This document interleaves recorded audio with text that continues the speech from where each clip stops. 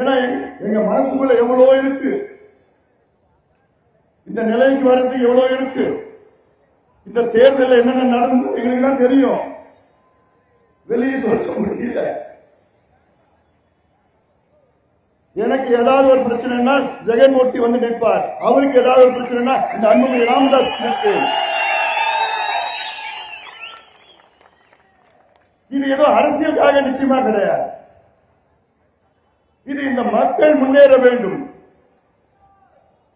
இந்த பாமர மக்கள் பாட்டாளி மக்கள் முன்னேற வேண்டும், சமூக நீதி கிடைக்க வேண்டும், சமூக நீதி கணக்கெடுப்பு நடைபெற வேண்டும்.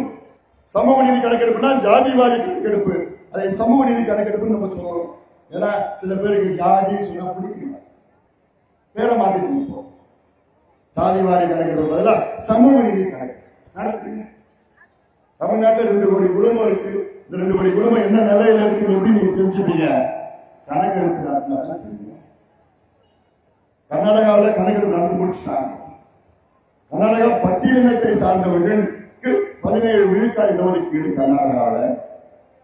அதுல கணக்கெடுப்பு தனியாக எடுத்து அதை 3ஆக பிரித்து 6 விழுக்காடு 6 விழுக்காடு 5 விழுக்காடு 17% 3ஆ பிரிச்சிருக்கிறாங்க கர்நாடகாவில் பட்டியலின சமுதாயத்திற்கு.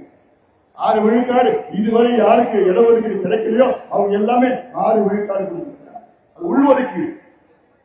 அடுத்தது குறைவா கிடைச்சவர்களுக்கு அடுத்த ஒரு 6 விழுக்காடு உள்ஒதுக்கீடு, நிறைய கிடைச்சவர்களுக்கு 5 விழுக்காடு. இதுக்கு கணக்கு வேணும், அதுதான் சமூக நீதி. ஆனா அதை எதுவுமே பண்ணல. பட்டியலின மக்களை ஏமாத்திட்டாரு, வன்னியர் மக்களை ஏமாத்திட்டார். இதை புரிந்து கொள்ள வேண்டும். எடப்பாடி பழனிசாமி அவர்கள் 10.5 விழுக்காடு இடஒதுக்கீடை கொடுத்தார் வன்னியர் சமுதாயத்திற்கு. ஆனால் அதை கெடுத்து நாசம் பண்ணது இந்த துரோகி திமுக ஆட்சி ஸ்டாலின் அவர்களும். இந்த மக்கள் மறக்கக்கூடாது. சமுதாயத்தின் துரோகி இடஒதுக்கீட்டை கெடுத்தது ஸ்டாலின். 4 ஆண்டுகளுக்கு முன்பு உச்சநீதிமன்றம் தீர்ப்பு என்ன? தமிழ்நாட்டில் வன்னியர் சமுதாயத்திற்கு உள்ஒதுக்கீடு தனி ஒதுக்கீடு கொடுக்கலாம், எந்த தடயம் கிடையாது என்று உச்சநீதிமன்றம் தீர்ப்பு வழங்கி 4 ஆண்டுகள் ஆகிறது.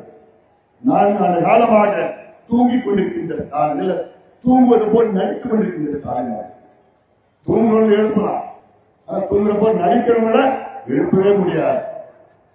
4 ஆண்டு காலம் ஏமாற்றி ஏமாற்றி ஏமாற்றி ஸ்டாலின் அவர்களுக்கு இந்த சமூகங்கள்லாம் அப்படியே படிக்கக்கூடாது, கூலிகளா இருக்கணும், மதுவுக்கு அடிமையா இருக்கணும். அதான் அந்த எண்ணம், அந்த வன்மமான எண்ணம் ஸ்டாலின் அவர்களுக்கு. வன்மமான எண்ணம். ஓட்டுக்காக இவர்கள் எதை வேண்டாம்னு செய்வார்கள்.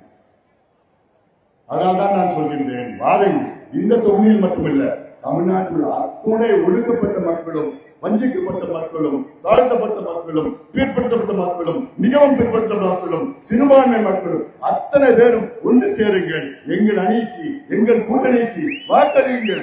உங்கள் முன்னேற்றம் தான் எங்களுடைய லட்சியம். இது அவசியமானது. ஏன்னா சமூக நீதி என்று என்னவென்று கூட ஸ்டாலின் அவர்களுக்கு தெரியாது. சமூக நீதி எழுத சொன்னாலும் தெரியாது, அது படிக்க சொன்னாலும் தெரியாது.